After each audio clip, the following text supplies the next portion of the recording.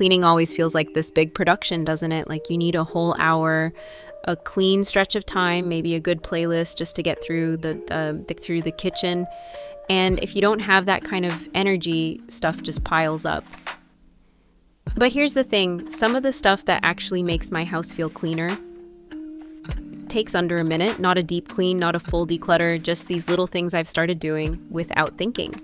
So today I'm sharing 11 of those quick habits, the kind you can do while your coffee brews or while you're waiting for the microwave. You don't have to do all of them, just try a few and see how your space feels. Let's get into it.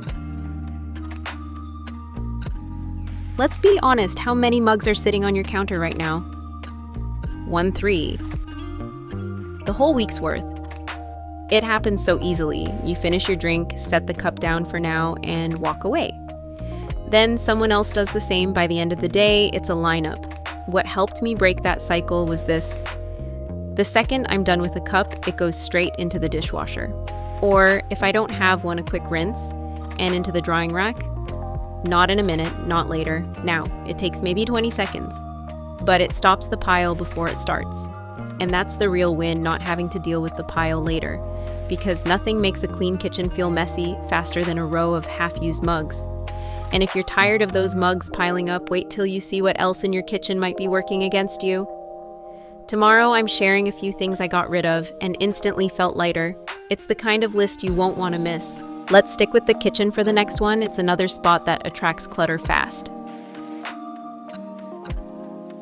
Here's the truth, your kitchen can be spotless. But if the counter has one sticky spot or a few crumbs, it feels messy. And what's worse, you might not even notice it until you're about to cook, and then suddenly you're cleaning and prepping at the same time, already overwhelmed. That's why this 1-minute habit works so well. After I finish cooking or even just making coffee, I wipe the counters, a quick once-over, not deep cleaning, just a reset. I keep a damp cloth or a small sponge right where I can grab it. One pass done. It's a tiny act, but it keeps the whole kitchen feeling like it's under control. The best part? It makes the next time I walk into the kitchen feel easier, lighter. Like the day isn't starting with a mess I didn't make.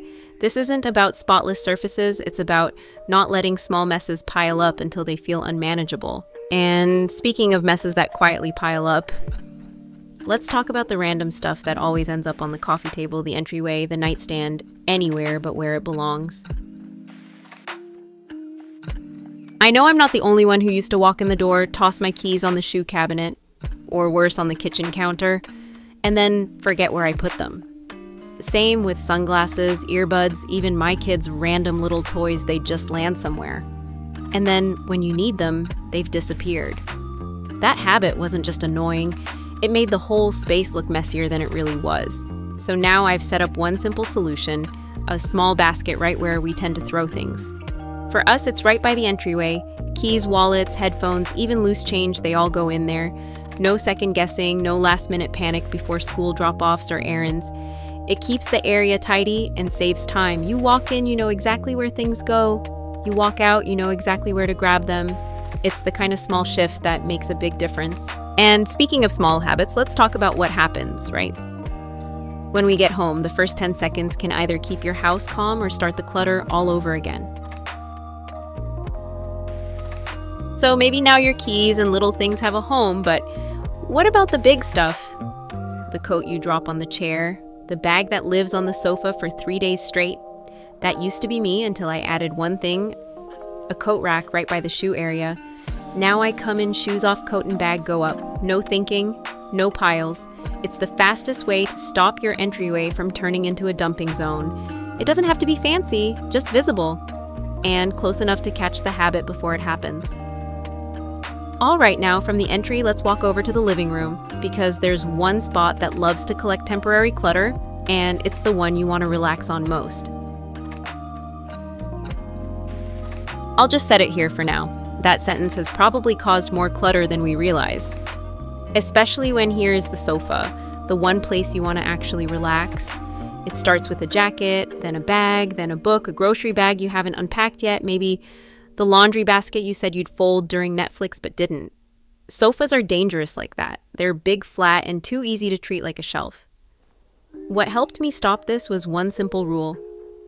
Nothing lives on the sofa except people and pillows. If I catch myself tossing something there, I pause and give it a real home instead.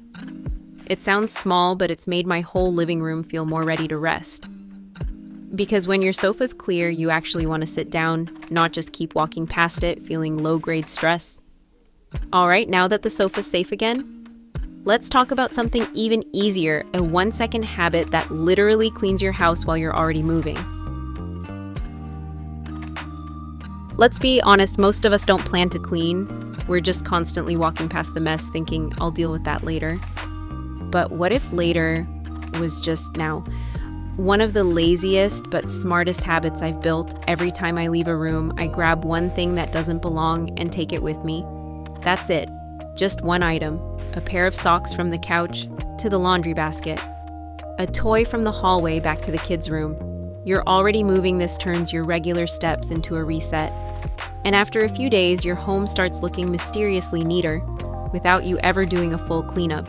It's like tricking your brain into tidying without asking it to clean. Now that we've got your daily steps working for you, let's talk about another quiet visual mess that hides in plain sight and how to erase it in just 30 seconds. Reading feels calming, but piles of books left out? Not so much. That cozy moment on the couch turns into visual clutter fast, and when it's time to clean, the whole thing feels tiring instead of relaxing. So here's a simple shift. Take 20 seconds to put the book back right after you're done. Not later, not tomorrow, just now. It sounds small, and it is, but that one move keeps the line clear between I'm enjoying this and this is becoming a mess. It keeps your space quiet and your brain a little less tired. And when everything has a home to return to, even tiny habits like this one make your whole house feel lighter. Now let's talk about another thing that loves to pile up when you're not looking: chargers and cables. You walk into your workspace, and everything looks clean except that mess of cords on the desk, charging cables, earbuds, phone chargers. They sneakily make even the tidy rooms look chaotic. Here's a 30-second habit I swear by. When I unplug anything, I coil the cord and drop it into a small box or drawer right away.